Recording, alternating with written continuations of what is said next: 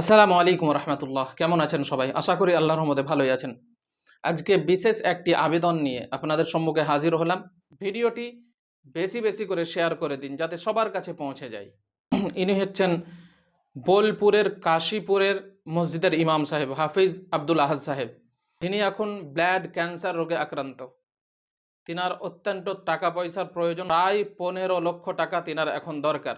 তো আপনারা যে যা পারবেন অবশ্যই এই কিউআর কোডে তিনাকে পাঠিয়ে দিবেন, আর যদি নাও পারেন ভিডিওটি বেশি বেশি করে আমি শেয়ার করুন। হাফিজ আব্দুল আহাদ শেখ, বোলপুর থানার অন্তর্গত কাশীপুর জামে মসজিদে বিগত 12-13 বছর ধরে ইমামতের দায়িত্ব পালন করে এসেছি।